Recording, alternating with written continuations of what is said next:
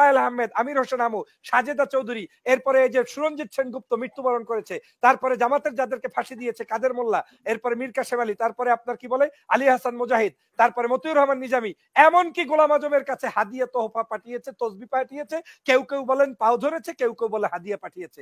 এবং বঙ্গবন্ধুর সাথে বাংলাদেশের জামাত ইসলামের এই যে পৃথিবীব্যাপী জামাত ইসলামের প্রতিষ্ঠাতা আবুল আলা মওদুদী একসাথে বসে চা খাচ্ছেন, কফি খাচ্ছেন, সেই রিপোর্ট আছে। শেখ হাসিনার সাথে একসাথে সংসদের লবিতে জামাতের বৈঠক হয়েছে, সেদিন জামাত অপবিত্র ছিল না? আজকে কোন লজ্জায়, কোন কারণে আপনারা এগুলো? আওয়ামী লীগ থেকে বলা হচ্ছে ওর বাবা রাজাকার, উনি রাজাকার, সবাই রাজাকার। এখন আওয়ামী লীগের চরিত্র হচ্ছে আওয়ামী লীগের কোনো কিছুর বিরোধিতা করলে হঠাৎ করে একদিন শুনবেন তারা বলবে বঙ্গবন্ধু ও রাজাকার। কারণ যদি শোনে যে বঙ্গবন্ধু কবর থেকে বলে ফেলেছে যে শেখ হাসিনা যা করছে এগুলো সব অন্যায়, এগুলো আমরা মেনে নিতে পারি না, তাহলে স্বাধীনতার এই একজন সপ্তদোষটাকে বলে দিবে কি যে তিনিও রাজাকার। এটাই আওয়ামী লীগের বর্তমান চরিত্র।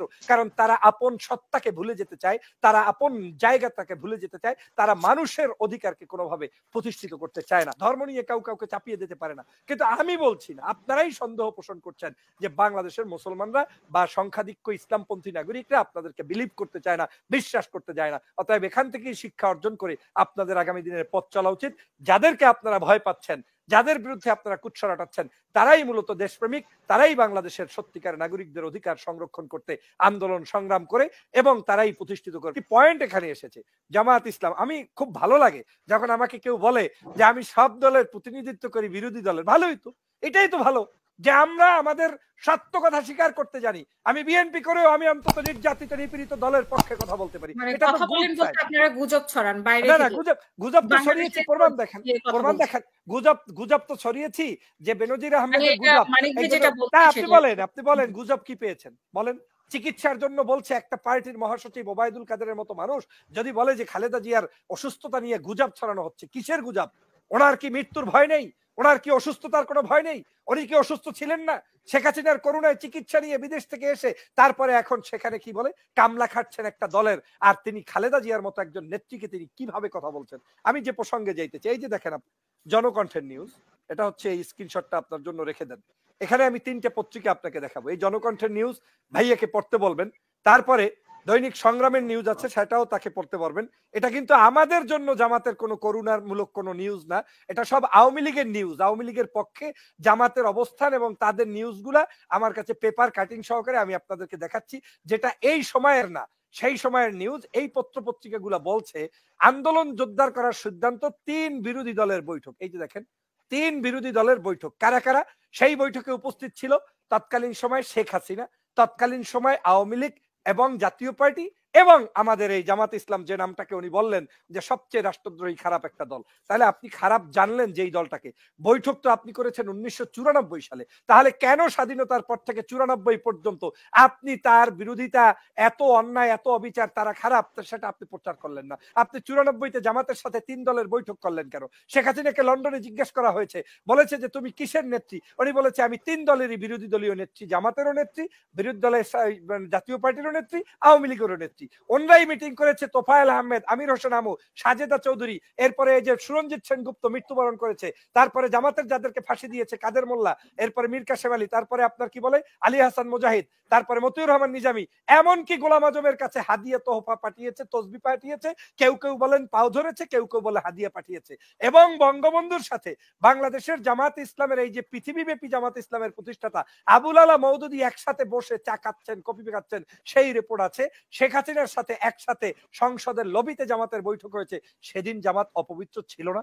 আজকে কোন লজ্জায়, কোন কারণে আপনারা এগুলো বলেন? এটা হচ্ছে আপনাদের রাজনৈতিক একটা দেউলিয়াত্ব। আপনারা যখন যেটা প্রয়োজন তাকে তখন নিয়ে রাজনীতি করেন। আমার নেত্রীকে ক্ষমতা থেকে নামানোর জন্য 1994 সালের নিউজ পেপার থেকে বলছি, আপনারা গণ আন্দোলন করেছেন, তত্ত্বাবধায়ক সরকার নিয়ে আন্দোলন করেছেন।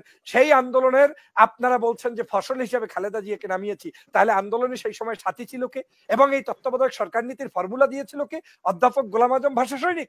তাকে আজকে পর্যন্ত আপনি মর্যাদা দিতে পারেন না। তার সন্তানকে পর্যন্ত আয়নাঘরে বন্দী করেছেন একজন সেনাবাহিনীর অফিসার, আজকের আমান আল আজমি, এরপর মীর কাসেম আলীর সন্তান আরমান, আজকে তাদেরকে গুম করেছেন। আপনাদের সাথে কি ভাষায় বলবো যে বাংলাদেশটা কোন চরিত্রে এখন চলছে?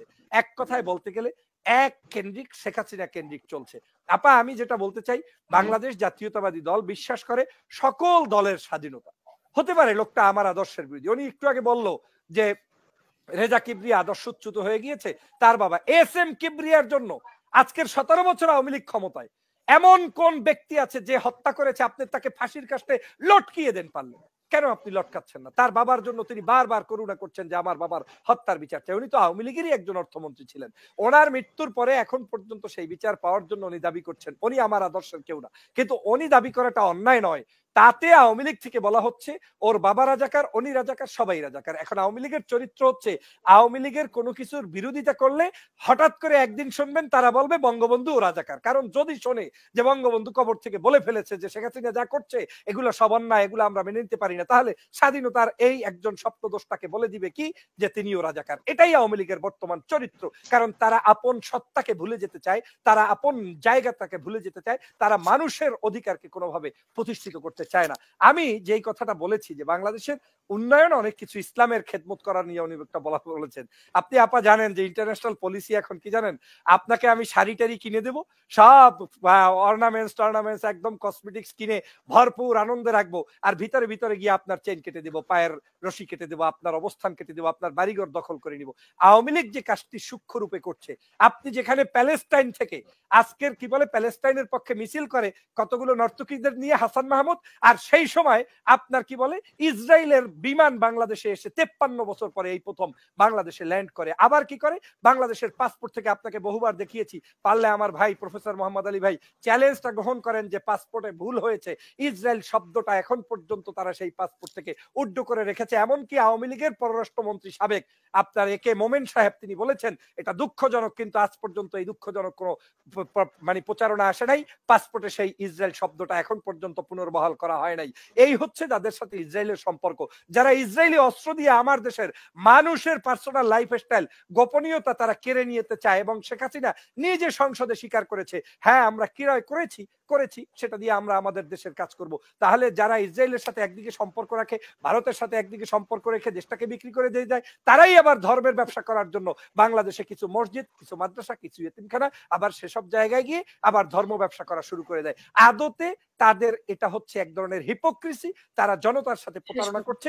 আর সে কারণেই আমার বক্তব্য না, আমাদের এই মোহাম্মদ আলী ভাই একটা কথা ফাঁকে বলে ফেলেছেন যে আমরা এত কিছু করি তারপরেও কেউ বলতে চায় না, এটাই সমস্যা। আমার তো সমস্যা না, এত ইসলামের খেদমত করেন বলে না কেন?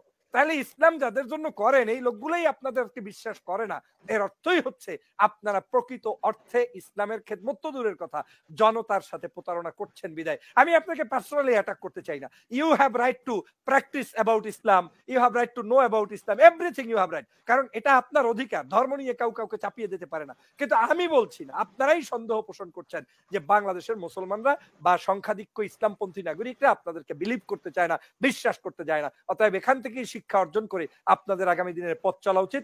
যাদেরকে আপনারা ভয় পাচ্ছেন, যাদের বিরুদ্ধে আপনারা কুৎসা রাটাচ্ছেন, তারাই মূলত দেশপ্রেমিক, তারাই বাংলাদেশের সত্যিকার নাগরিকদের অধিকার সংরক্ষণ করতে আন্দোলন সংগ্রাম করে এবং তারাই প্রতিষ্ঠিত করবে। সর্বশেষ আপা আপনাকে একটা কথা বলে যাই, আমার ভাই বলার চেষ্টা করেছে বাংলাদেশের সবাই আওয়ামী লীগের উন্নয়নে একেবারে বগল বাজাচ্ছে। তার যদি এতই বগল বাজায় আপনাদের এই উন্নয়ন দেখে, তাহলে বাংলাদেশের মাত্র তারেক রহমান আমার নেতা একটা SMS পাঠাইলে, একটা SMS আপা, একটা SMS এ 98% নির্বাচন বয়কট করেছে। That is name call leadership. Where is Sheikh Hasina and where is Tariq Rahman? That is a difference in between Tariq Rahman and Sheikh Hasina. এখানে প্রমাণ করে দিয়েছে তারেক রহমান যে শত নির্যাতন অত্যাচার করার পরেও আমার একটা মেসেজ শেখ হাসিনার লক্ষ কোটি টাকা খরচ করে জনসভার চাইতে অনেক বেশি দামি, আর সেটা প্রমাণ করেছে বাংলার জনগণ। অতএব বাংলার জনগণ এই নির্যাতিত মানুষদেরকে বিজয় নিয়ে আসবে যেদিন, সেদিন বিএনপি আসবে। বিএনপি তো এত ক্ষমতার জন্য লাফালাফি করে না, আর যদি তাই করতাম তাহলে তো এরশাদের দলের মতো, জাতীয় পার্টির মতো ওনাদের লেঙ্গুর ধরে বসে থেকে 5টা 7টা 10টা যখন যেটা দিত ওইটা নিয়ে বসে থাকতো। বিএনপি সেটা করবে না। বিএনপি জনগণকে নিয়ে যেদিন ক্ষমতায় আসবে সেদিনই আসবে, আর না আসলেও দেশের জন্য লড়াই করে যাবে। কারণ আমরা শহীদ জিয়া থেকে সেটা শিখেছি, খালেদা জিয়া শেখা থেকে শিখেছি, সে কারণেই খালেদা জিয়া তার কষ্ট মেনে নিয়ে তারপরে এখনো হসপিটালে চিকিৎসাধীন। অতএব আসুন আমরা খালেদা জিয়ার জন্য দোয়া করি, দেশের যে স্বাধীনতার ঘোষক স্বপ্নদ্রষ্টা আমাদের শহীদ রাষ্ট্রপতি জিয়া রহমানের জন্য দোয়া করি, এবং আগামীর কর্ণধার তারেক রহমানের জন্য দোয়া করি। আপনাকে ধন্যবাদ।